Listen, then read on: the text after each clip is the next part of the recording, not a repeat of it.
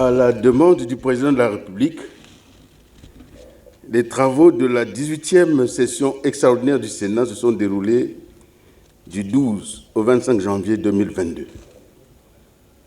Les trois affaires présentées par le deuxième secrétaire qui constituent le menu de la session se déclinent ainsi qu'il suit. Affaire numéro 1.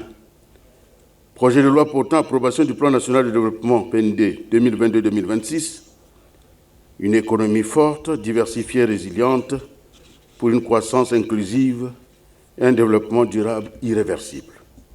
Affaire numéro 2. Projet de loi portant prévention et lutte contre la corruption et les infractions assimilées. Affaire numéro 3. Projet de loi autorisant la prorogation de l'état d'urgence sanitaire en République du Congo. Au terme des travaux de la 18e session extraordinaire, les trois affaires ont été examinées et adoptées. En marge des travaux, le Sénat a pris part, le mardi 25 janvier 2022, au Palais des Congrès, en présence de Son Excellence, Monsieur le Président de la République, à l'hommage officiel de la République en mémoire de l'ancien Premier ministre, Monsieur Clément Mwamba, décédé le 29 octobre 2021 en France. Telle est la synthèse des travaux de la 18e session extraordinaire du Sénat, faite à Brazzaville le 25 janvier 2022, le Sénat.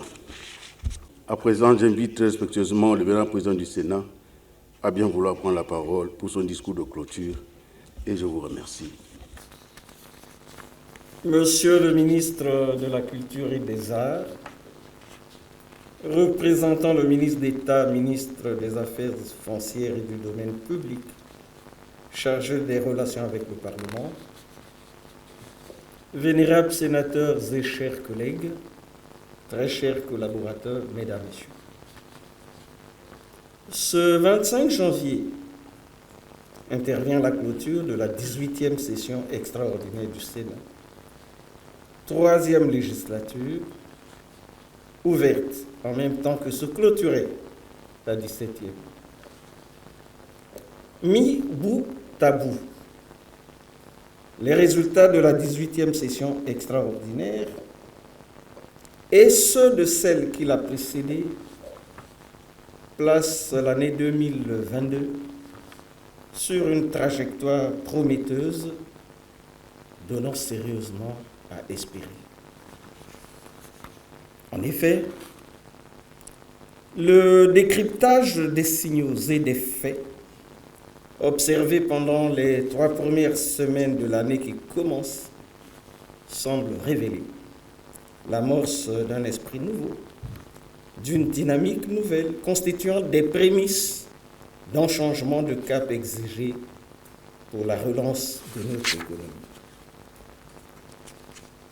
Notons qu'outre le fait que le Parlement a siégé le 1er janvier, traditionnellement consacré aux jouissances familiales, ce début d'année est marqué par le vote de la loi organique sur la procédure d'amendement de la Constitution, tout comme par la tenue du premier congrès délibérant de notre Parlement depuis 2002.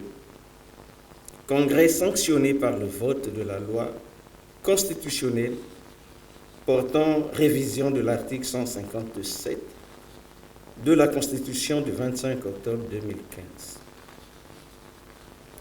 Quand s'ajoute le PND 2022-2026 et la loi portant prévention et lutte contre la corruption et les infractions assimilées, deux textes, objet des délibérations de la 18e session extraordinaire, on ne peut que constater l'orientation inexorable de la République vers une perspective salutaire qui devait être saluée et soutenue par l'ensemble de ses filles et fils. Monsieur le ministre, vénérables sénateurs, mesdames, messieurs, œuvre intellectuelle et technique, unanimement appréciée pour sa qualité, et que Madame Ingrid Olga Ghislaine Ebouka-Babakas, ministre de l'économie, du plan, de la statistique et de l'intégration régionale, qualifie de production intellectuelle et technique, de belles factures made in Congo dont l'on peut être fier, fin de citation, le PND 2022-2026 affiche clairement ses ambitions. Se positionnant comme quinquennat de l'optimisation du nouveau mode de gestion des ressources de l'État, dont il recherche la performance et l'efficacité des interventions, le PND 2022-2026 s'assigne pour vocation la diversification accrue des sources de croissance. Le Sénat attend du gouvernement que tout soit mis en œuvre pour une exécution efficace de cette production, afin que le Congo fasse une entrée réussie dans la relance et la redynamisation de son économie, avec un impact positif sur le quotidien des citoyens. Le gouvernement a pour cela tout notre soutien. Monsieur le ministre, vénérables sénateurs et chers collègues, mesdames, messieurs, le 28 décembre dernier, le président de la République, chef de l'État, son Excellence Denis Sassou Nguesso, à l'occasion de son message sur l'état de la nation devant le Parlement réuni en congrès, a, une fois encore, martelé sur la nécessaire lutte contre les antivaleurs. À propos, les institutions, les personnalités commises à l'action d'assainissement de notre univers mental ont été placées devant leurs responsabilités. La résolution et la constance du chef de l'État sont ici d'autant plus nettes que sa conviction intime demeure qu'on ne peut rêver développement si on ne s'impose pas de se remettre en cause en érigeant la rigueur, la discipline et l'éthique républicaine en principes cardinaux de notre existence, de notre pratique.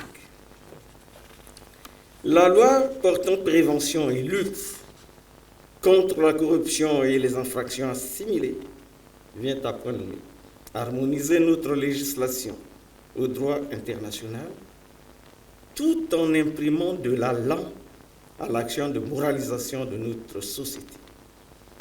Elle nous engage à devenir tous les gendarmes de la bonne conduite, faisant que sans complaisance, cette loi soit appliquée pour que soient éradiquer les déviances, les comportements marginaux. Monsieur le ministre, vénérables sénateurs et chers collègues, très chers collaborateurs, mesdames, messieurs, nous venons d'autoriser pour la 33e fois la prorogation de l'état d'urgence sanitaire en République du Congo. À la différence des premiers, celle-ci va se faire sous le régime de l'article 157 de la Constitution du 25 octobre 2015 révisée. Le gouvernement a donc 90 jours au plus pour intensifier, diversifier et ajuster les opérations de riposte contre la pandémie sans jamais perdre de vue le renforcement de l'action contre les autres pathologies. Notre espoir est qu'au terme du délai, le bilan sera concluant et permettra d'aller vers le rétablissement des libertés des citoyens. Monsieur le ministre, vénérables sénateurs, mesdames, messieurs, aujourd'hui, la République a rendu hommage à l'un de ses dignes fils, l'ancien Premier ministre Clément Mwamba, décédé le 29 octobre 2021 à Paris, en France. Son corps, rentré de France hier 24 janvier, vient de quitter Brazzaville pour Sibiti dans l'Alikoumou, où il sera inhumé demain. Le Sénat souhaite que la terre de nos ancêtres lui soit légère et qu'il y repose en paix. Vénérables sénateurs et chers collègues, très chers collaborateurs, nous n'aurons certainement pas joui des vacances parlementaires. La République nous ayons réquisitionné pour la cause noble. Profitons du petit temps qui nous reste pour nous ressourcer afin de revenir le 1er février plus frais et davantage inspirés. Je déclare clos les travaux de la 18e session extraordinaire du Sénat, 3e législature. Vive le Sénat, vive la démocratie, vive la République, je vous remercie.